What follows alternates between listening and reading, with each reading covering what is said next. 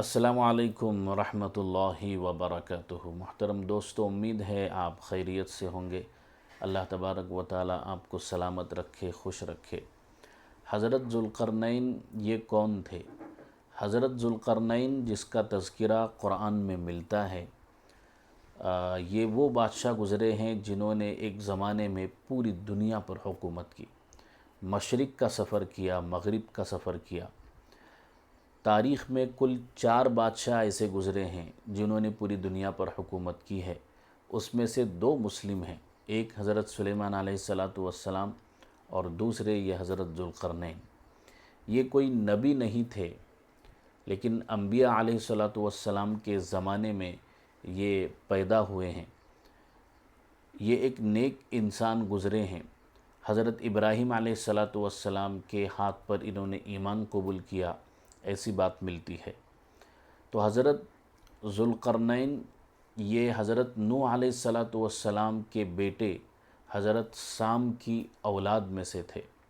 हज़रत साम ये हज़रत नूह अलैहिस्सलाम के बेटे होते हैं, और उस ज़माने में ये बात कही जाती थी कि इनकी औलाद में एक शख्स ऐसा होगा जो आब हयात पिएगा। आब हयात एक चश्मा है जिसका पानी जो पिएगा उसे कभी मौत नहीं आएगी, और उसी की तलाश में हज़रत ज़ुल्क़रनैन ने पूरी दुनिया का सफ़र किया। तो इनके साथ साथ में और एक शख्स थे जिन्होंने दुनिया का सफ़र किया।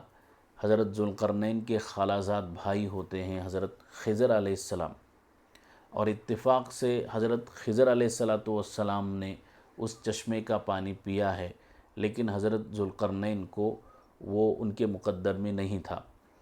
तो हज़रत ज़ुल्क़रनैन ने जब सफ़र शुरू किया तो सबसे पहले उन्होंने जो है वो वेस्ट का सफ़र किया, मग़रिब की जानिब सफ़र किया।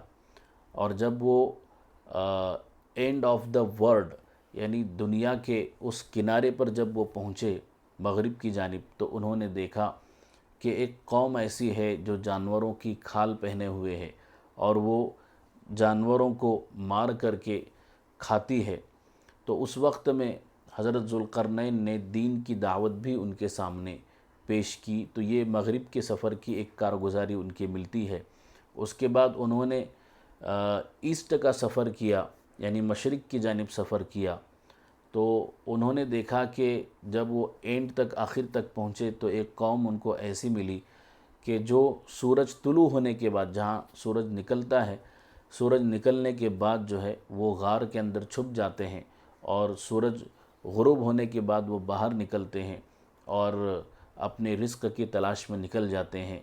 ऐसी कौम को भी उन्होंने इस सफ़र के अंदर देखा। उसके बाद में उन्होंने और एक सफ़र किया, तीसरा सफ़र, वो नॉर्थ की तरफ। जब हज़रत ज़ुल्क़रनैन ने नॉर्थ की तरफ सफ़र किया तो उस वक्त में उनको एक कौम ऐसी मिली जो उनको शिकायत कर रही थी कि हम पर जो है जुल्म किया जा रहा है। एक कौम है जो यहाँ आती है और हम पर जुल्म करती है, फ़साद मचाती है, फ़साद फैलाती है और चली जाती है।